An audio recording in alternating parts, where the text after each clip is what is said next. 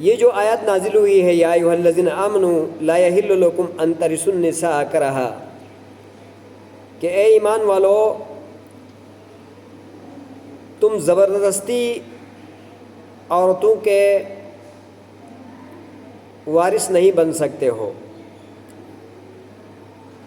یعنی لا یحل لکم تمہارے لیے حلال نہیں ہے، جائز نہیں ہے، ان ترثوا النساء کرہا کہ زبردستی تم عورتوں کے وارث بن جاؤ۔ کیا مطلب؟ مطلب یہ ہے کہ کوئی آدمی فوت ہو جاتا ہے، یعنی کسی کا شوہر فوت ہو جاتا ہے، تو وہ جو شوہر کے بھائی ہوتے ہیں، جو شوہر کے بھائی ہوتے ہیں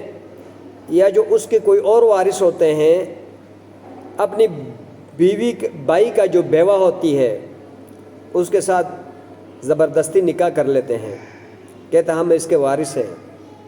یہ کہیں اور نکاح نہیں کر سکے گی، ہم جو ہے نا اس کے نکاح کے حقدار ہیں۔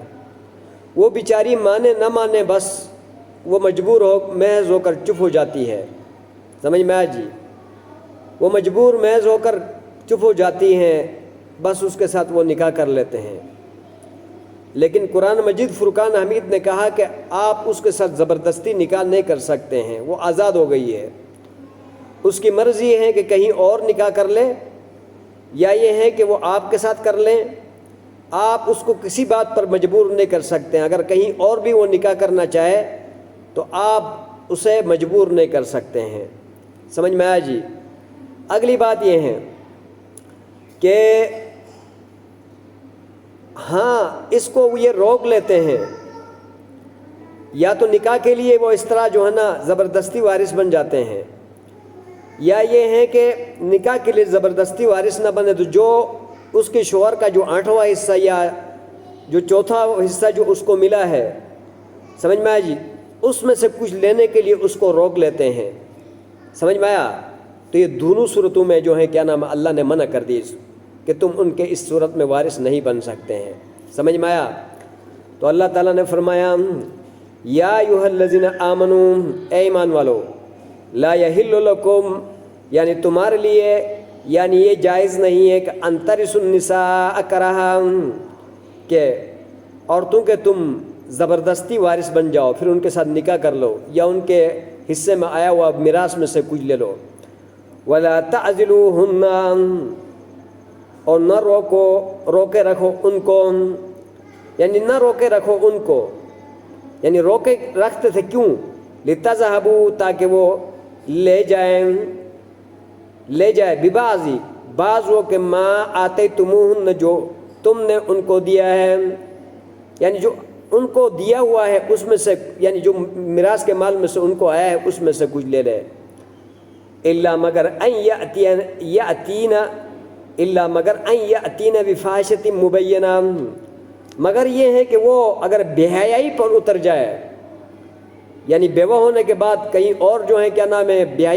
حیائی پر اتر آئے، تو پھر آپ کو حق حاصل ہے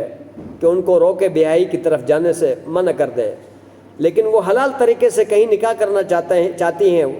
تو آپ اس کو زبردستی اپنے لیے نہیں روک سکتے ہیں، اس کی مرضی ہے وہ آپ سے کر لے یا کہیں اور سے کر لے۔ وعاشروہن بالمعروف، اور گزر بسر کرے، یعنی عورتوں کے ساتھ اچھی طرح، سمجھ میں آیا جی؟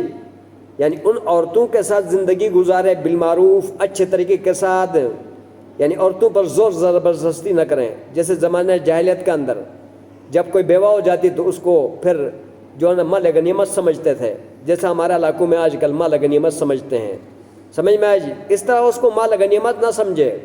بلکہ یہ ہے کہ ان کے ساتھ اچھی زندگی گزاریں، نرمی کا پہلو اختیار کریں۔ اس لیے کہ عورت ذات جو مجبور محض ہوتی ہے اور جو ہے وہ یعنی نرم گوشے کے مالک ہوتی ہیں، اس کی تخلیق کمزور کی گئی ہے، سمجھ میں آیا جی؟ ہاں، ہاتھ پاؤں کمزور، پسلی کمزور، جو ہے کیا نام ہے دل نازک، اس طرح جو ہے نا جتنا ہی آپ ان کے ساتھ نرمی کریں گے اتنا ہی جو ہے کیا نام ہے یعنی آپ اس سے فائدہ اٹھائیں گے۔ سختی کریں گے تو وہ جو ہے کیا نام ہے سختی کے قابل ہی نہیں ہے۔ سمے میں، تو اس لیے اس آیت کے اندر اللہ سبحانہ و تعالیٰ نے جو ہے کیا نام یہ سختی سے منع کر دیا کہ آپ ان کے اوپر زبردستی مالک نہیں بن سکتے، اور جو کچھ ان کے یعنی ہے یعنی مال میں سے اس سے بھی آپ کچھ نہیں لے سکتے۔